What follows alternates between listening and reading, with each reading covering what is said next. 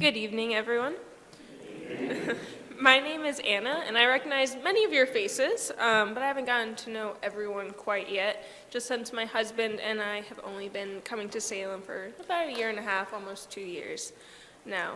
And we joined this very welcoming, very lively community after moving to the area so that I could teach middle school English in Howard County, so that my husband Matthew could be a grad student in Baltimore. And we knew we wanted to join a church because it's always been part of our lives. I personally was baptized and grew up in the ELCA church. We both went to University of Maryland and were super involved in our campus ministry. That's actually where we met. So we knew church was important to us. But despite all this, I wouldn't really consider myself a super spiritual person. Prayer has not been the most relevant part of my faith life, I wouldn't say.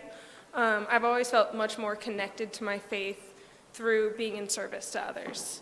And I very much see teaching as my calling, as the way where I can best serve others, where I can act out my faith and follow Jesus. Even though as a public school teacher I can't talk to my students about religion, and I can't have some of those conversations, I definitely try and let my religious values lead and direct the way I run my classroom. I can provide comfort to my students when they're having a bad day. I can offer guidance when they are trying to navigate the many challenges of becoming teenagers. I can create time and spaces for them to have conversations about the justices or lack of justice that they see in the world around them. I can model the belief that everyone deserves kindness and inclusion. I can show them patience when they're making mistakes while they're learning, and whether that's mistakes in learning how to write essays, which we've been working on this week, so I've seen many mistakes there, or whether it's just making mistakes in how to be a good, kind, functioning person. And thankfully I haven't seen quite as many of those, but it does still happen. And sometimes those mistakes even involve them saying something hurtful and mean towards me. And I can grant them forgiveness in those circumstances. And even though I'm the adult and more than twice their age, it's still really challenging sometimes, because middle schoolers can be really careless with their words and actions.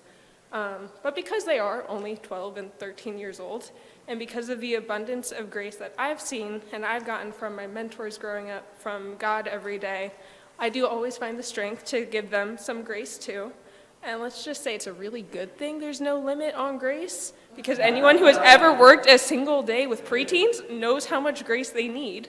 And I can stand up here and talk tonight about how much I love and how much I have passion for my job right now. Even just a few months ago, I was really questioning how long I would be teaching in a classroom. The fall semester was tough for a whole host of reasons. And I was really questioning my call to teaching and wondering where I had let myself be led to. But I took the winter break as kind of a natural pause, a time to reset, give everyone a fresh start in January. And I realized I not only needed to give my students grace for things that they didn't know, but I had to give myself grace for only being a second-year teacher. And with a few adjustments in the new year, I've gotten to a point where I can fully and truthfully say that I routinely share genuine joy with my students, and not just, we're having fun talking about what they did on the weekend, but joy about reading and a joy about English-related topics and discussions. And that is evidence enough to me that miracles actually do exist. And it really just affirms that I've answered the right call in my life and that I'm doing what I'm supposed to be doing right now.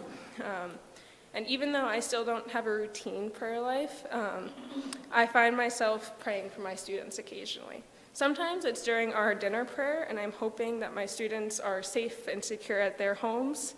Other times it's on my way to school, asking for guidance and wisdom so that I can be the best teacher I can be. And most often, it's probably asking for more patience. Thank you.